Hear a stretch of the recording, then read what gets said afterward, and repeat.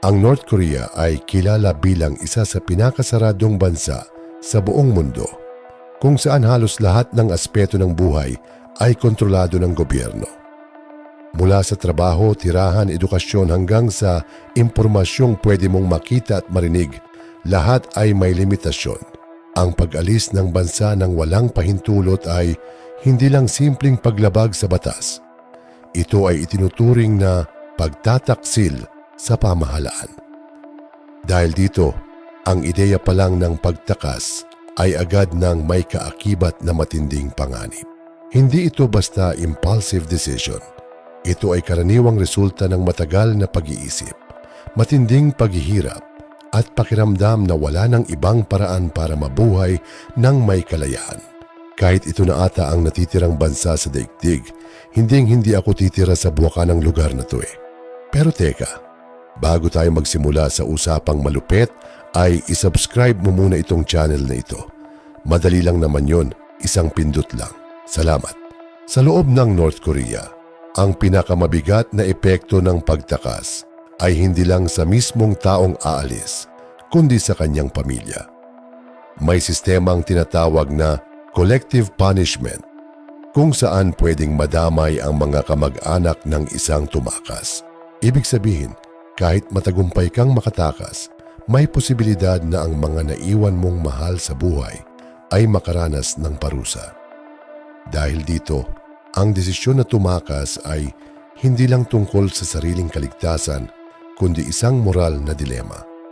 Maraming gustong umalis pero pinipiling manatili dahil sa takot na madamay ang kanilang pamilya. Pagdating sa aktwal na pagtakas, may dalawang pangunahing direksyon: hilaga papuntang China o timog papuntang South Korea. Ngunit ang direct route papuntang South Korea ay halos imposibleng tahakin dahil sa sobrang higpit ng Demilitarized Zone o DMZ, isang heavily guarded na lugar na puno ng sundalo, surveillance at landmines. Dahil dito, ang karamihan ay pinipiling dumaan muna sa China kahit na hindi rin ito ligtas. Ang pagpili ng ruta ay kritikal dahil dito nakasalalay kung may pag-asa kang makaligtas o agad kang mahuhuli. Ang pinakakaraniwang ruta ay ang pagtawid sa Yalu River na nagsisilbing natural na hangganan ng North Korea at China. Sa unang tingin, maaaring isipin na isa lang itong ordinaryong ilog, pero sa realidad, isa itong highly monitored na border zone. May mga gwardiya, surveillance equipment, at random patrols na nakatalaga upang bantayan ang anumang kahina-hinalang galaw. Kadalasan, pinipili ng mga tumatakas ang gabi upang hindi sila makita, pero kahit sa dilim, nananatiling mataas ang panganib dahil sa posibilidad na mahuli o mapansin. Kapag taglamig, nagyayelo ang Yalu River at nagiging tila solid na daan para sa mga tumatakas. Sa unang tingin, parang mas madali itong tawirin dahil hindi na kailangang lumangoy.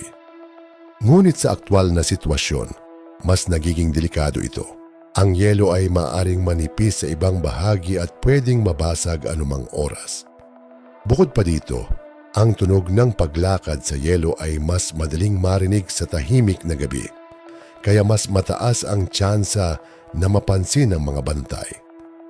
Sa ganitong sitwasyon, bawat hakbang ay kailangang kalkulado, mabagal at halos walang ingay. Ang mga gwardiya sa border ay may malinaw na mandato na pigilan ang anumang tangkang pagtakas. Sa ilang ulat, pinapayagan silang gumamit ng lethal force kung kinakailangan. Kaya hindi basta-basta ang risk na kinakaharap ng mga tumatakas. Dahil dito, kadalasan ay gumagapang, nagtatago sa dilim, o naghihintay ng tamang timing ang mga tao bago kumilos. Hindi ito mabilis na takbuhan, kundi isang mabagal at punong-puno ng tensyon na proseso kung saan ang bawat segundo ay mahalaga at ang bawat pagkakamali ay maaaring magdulot ng agarang kapahamakan. Kapag nakatawid na sa China, hindi pa rin nangangahulugan na ligtas na ang isang tumakas. Sa pananaw ng China, ang mga North Korean defectors ay hindi kinikilala bilang refugees kundi bilang illegal migrants. Dahil dito, May panganib na sila ay hulihin at ibalik sa North Korea. Ang pagbabalik na ito ay may kaakibat na mas mabigat na parusa kumpara sa unang tangkang pagtakas. Kaya ang bawat araw na ginugugol nila sa China ay puno ng takot at pagtatago.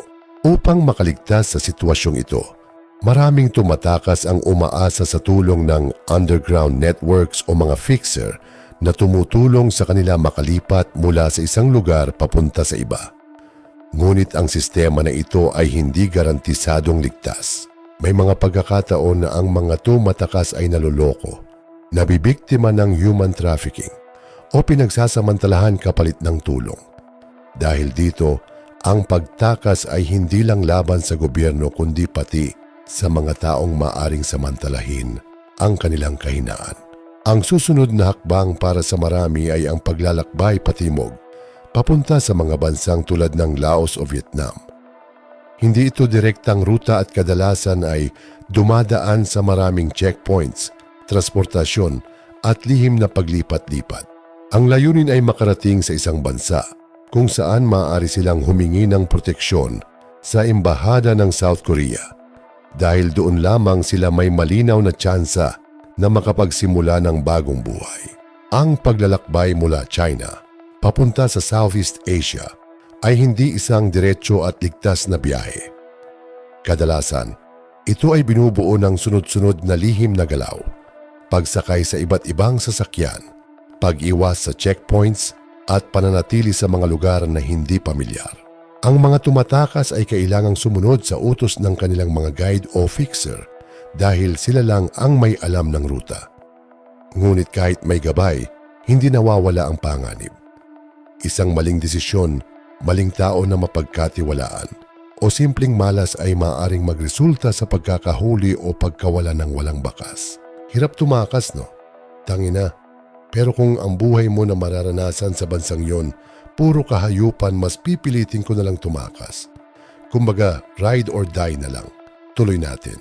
Kapag nakarating sa isang bansang may presensya ng South Korea, ang pangunahing layunin ay makarating sa kanilang embahada. Ito ang isa sa iilang lugar kung saan may legal na proteksyon ang mga tumatakas. Ngunit kahit ito ay hindi madaling maabot, kadalasan, kailangan pa nilang umiwas sa mga lokal na awtoridad at magtago hanggang sa tamang pagkakataon na makalapit sa embahada. Para sa marami, ito ang pinaka-critical na bahagi ng kanilang paglalakbay dahil dito nakasalalay kung tuluyan silang makakaligtas o babalik sa simula. Kapag nakapasok na sa embahada ng South Korea, hindi pa agad natatapos ang proseso. Sisimulan ang isang masusing investigasyon upang matiyak na ang isang tumakas ay tunay na defector at hindi ipinadalang espiya. Dahil sa patuloy na tensyon sa pagitan ng North at South Korea, seryoso ang ganitong pagsusuri. Maaaring tumagal ito ng ilang linggo o buwan at sa panahong iyon, patuloy pa rin ang kaba at uncertainty kung tuluyan silang tatanggapin. Kapag napatunayang lehitimo, saka pa lamang sila dadalhin sa integration program ng South Korea. Dito nila sisimulan ang bagong yugto ng kanilang buhay. Tinuturuan sila ng mga basic na kaalaman tulad ng paggamit ng pera, pag-access ng teknolohiya at pag-unawa sa modernong lipunan. Para sa isang taong lumaki sa isang kontroladong sistema, ang mga simpleng bagay na ito ay maaaring maging mahirap at nakakalito sa simula. Ang pag-a-adjust sa bagong kapaligiran ay isa sa pinakamalaking hamon. Ang buhay sa South Korea ay mabilis, kompetitibo at puno ng mga bagay na hindi pamilyar sa kanila. Mula sa kultura, wika, hanggang sa social interactions, kailangan nilang matutunan ang lahat mula sa umpisa. May ilan na nahihirapang makibagay dahil sa malaking agwat ng karanasan at minsan ay nakakaranas pa ng discrimination o hindi pagkakaunawaan sa lipunan. Sa kabila ng lahat ng hirap, panganib at sakripisyo, ang mga taong matagumpay na nakatakas mula sa North Korea ay nakakahanap ng isang bagay na matagal nilang hinanap: kalayaan. Hindi ito agad-agad nagiging perpekto at hindi nawawala ang mga sugat ng nakaraan, pero unti-unti nabubuo nila ang isang bagong buhay. Ang kanilang kwento ay hindi lang tungkol sa pagtakas, kundi tungkol sa kakayahan ng tao na lumaban, magtiis at magsimula muli kahit gaano kahirap ang pinagdaanan. Muli, ito ang iScope, ang inyong lingkod na nagbabahagi ng masagana at makabuluhang pagsasaliksik ng bawat pangyayari sa iba't ibang panig ng mundo. Maraming salamat sa inyong pananatili. Hanggang sa susunod.